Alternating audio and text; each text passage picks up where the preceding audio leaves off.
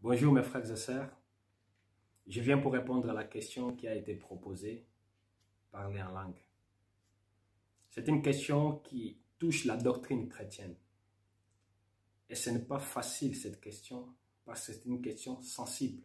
Vu déjà la réaction de beaucoup de frères qui ont fait déjà des vidéos, nous sentons que c'est une question très sensible, mais aussi très importante.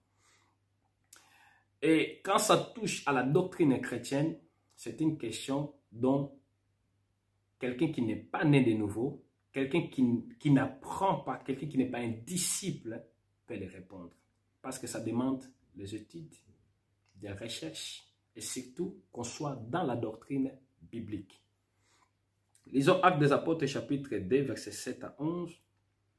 Ils étaient tous remplis d'étonnement et d'admiration et ils se disaient les uns aux autres: ces gens qui parlent ne sont-ils pas tous galiléens? Comment se fait-il donc que nous les entendions chacun dans notre propre langue, notre langue maternelle?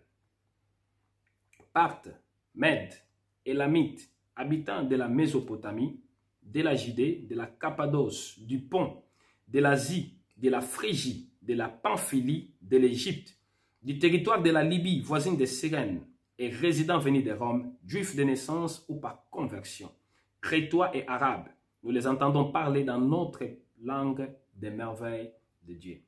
Deuxième passage dans 1 Corinthiens 14, verset 2. En effet, celui qui parle en langue ne parle pas aux hommes, mais à Dieu, car personne ne les comprend, et c'est en esprit qu'il dit des paroles mystérieuses. Nous avons deux parlers en langue. La première, quand il parle, on les comprend, mais lui, la langue qu'il parle, il ne les connaît pas. Le deuxième, quand la personne parle, on attend, mais on ne comprend pas parce qu'il parle de mystère. La première parlant en langue que nous venons de lire dans Actes chapitre 2, on l'appelle la xénoglossie ou la xénolalie. C'est quand l'esprit te pousse à parler une langue qui existe, mais que toi, la personne qui parle, n'a jamais entendu, tu ne l'as jamais appris, excusez-moi l'expression. Le deuxième parlant en langue, c'est celle de 1 Corinthiens 14, verset 2 que nous venons de lire. Là, l'esprit aussi t'anime, mais à parler une langue qui n'existe pas et dont les hommes n'arrivent pas à les comprendre, seul toi et Dieu. La deuxième partie, c'est la glossolalie, parler une langue mystérieuse. La première, la langue qu'on connaît, la langue qui existe, mais que nous ne connaissons pas, que nous n'avons pas appris, c'est la xénoglossie ou la xénolalie. Parler de mystère de 1 Corinthiens 14, 2, c'est la glossolalie, de parler en langue. Et nous avons retrouvé aussi cette parole de dire c'est un don particulier parler en langue, ce n'est pas de tout le monde. C'est pour ça que beaucoup de gens, quand ils voient toute une église parler en langue, on se met en colère souvent ou on se dit ils n'obéissent pas à la parole de Dieu. Nous avons des dons, des groupes de dons, si je peux m'exprimer comme ça. Les dons collectifs et les dons individuels. Dans les dons collectifs, il y a les parlants en langue. Dans les dons individuels, il y a aussi les parlants en langue. Dans les dons collectifs, les parlants en langue existent. Et les parlants en langue des dons collectifs, c'est ce qu'on appelle la glossolalie. C'est parler des mystères. On l'attend, mais on ne comprend pas qu'est-ce qu'il dit. Et c'est ce qui se parle beaucoup dans nos églises, malgré qu'il y a beaucoup de menteurs aussi.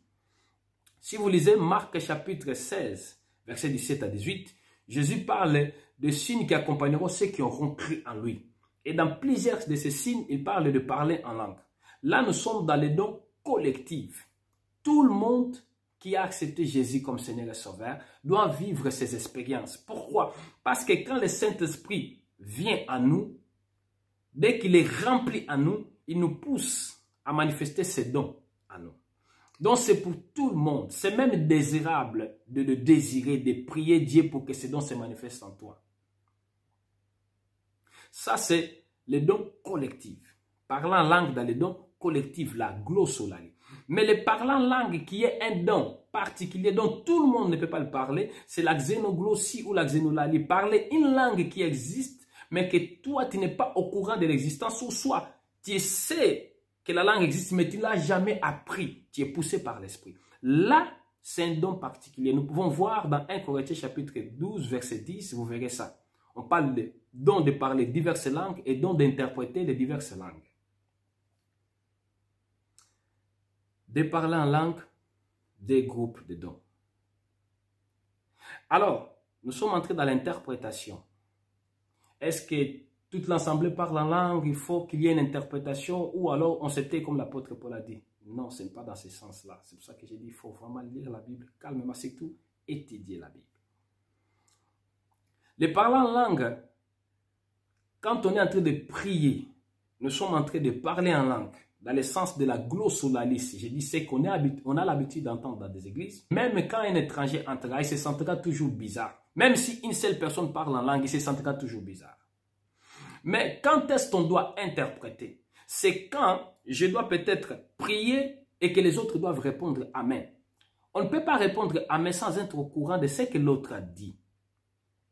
Et quand je prie, disons, je prie pour la parole, ou je suis en train de prêcher, je commence à prier en langue, c'est-à-dire quelque part, je parle de l'église de Christ, je ne parle pas de l'ivraie, l'église est fabriquée par le diable. Dans l'église de Christ, quand je suis en train de prêcher, je commence à parler en langue, c'est-à-dire le Saint-Esprit a un message qu'il veut donner. Comme lui m'a inspiré à parler en langue, soit il va m'inspirer à interpréter, soit il va inspirer quelqu'un d'autre sans qu'il soit au courant lui aussi de recevoir les dons d'interprétation pour m'interpréter. Ça, c'est l'organisation que l'apôtre Paul parle. Et quand on chante, alors, pasteur, on chante et on publie les CD avec par la langue, ce n'est pas bien. Ce n'est pas bien. L'apôtre Paul parle, si je suis en train de lancer un CD et que pendant l'enregistrement, j'ai commencé à chanter, à prier, je suis entré en langue, quand je vais sortir, je vais dire à la personne qui organise les choses, je dirais, cette partie ne l'aimait pas.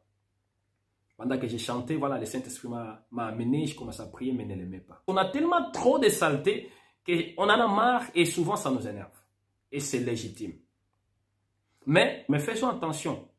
Ces choses de tomber par terre et parler en langue, ce n'est pas biblique. Ce n'est pas biblique. Juste à souligner. Je vais entrer dans une chose qui est tellement importante. L'importance de parler en langue. Le parler en langue est très important. Je parle de la glossolalie. Parler en langue qui est dans les dons collectifs. Il est très important. Pourquoi? Parce que celui qui parle en langue, la Bible dit, l'apôtre Paul même dit, s'édifie lui-même. Si tu veux t'édifier dans ta foi personnelle, parce que la foi est individuelle, le parler en langue joue un rôle. Quand je prie en langue, je suis en train de me communier avec le Saint-Esprit et ça m'édifie.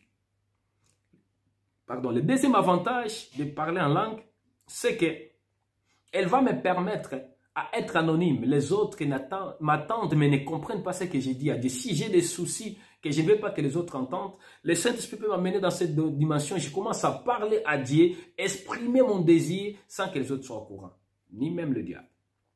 Un autre avantage de parler en langue, c'est que ça nous aide dans la profondeur de la prière. Vous savez, quand on est dans la profondeur de la prière, quand on prie en français, en lingala, en portugais, je ne sais pas quoi, on a souvent des limites. Mais souvent, l'Esprit nous amène à prier en langue et on entre dans une profondeur. Quand on se rend compte, 2 heures, 3 heures de prière. C'est avantageux. Donc, je vous conseille à désirer les parler en langue plutôt que d'éviter de dire c'est un don particulier. Non, le don particulier, c'est la xénoglossie. Parler une langue qui n'existe pas, que l'Esprit t'inspire. Ce n'est pas non plus bien de dire ce n'est pas mon don. Il faut désirer. C'est toujours bien de désirer des dons. Parce que ce sont des cadeaux. Dieu a aimé le monde, il nous a fait un cadeau. Christ. Christ, avant de mourir et de partir, il nous promet, il dit, je vous ferai un cadeau, l'Esprit. L'Esprit, quand il est venu, il nous fait des cadeaux, plusieurs cadeaux. Mais ça dépend de la relation qu'on a avec lui. Ça dépend de la manière que nous les traitons. Parce que malheureusement, il y a des personnes qui ont reçu le Saint-Esprit, qui ne sont pas remplies de Saint-Esprit. Et quand on a le Saint-Esprit, mais qu'on n'est pas rempli de Saint-Esprit, nous ne vivons pas les dons de l'Esprit. Mais quand on a le Saint-Esprit et qu'on est rempli de sa présence, nous vivrons les dons du Saint-Esprit. Désirons les dons du Saint-Esprit. Je vais m'arrêter par ici, mes bien-aimés, à cause du temps. Et si vous avez encore beaucoup de questions, nous sommes disponibles pour répondre. Que le Seigneur vous garde et que vous bénisse.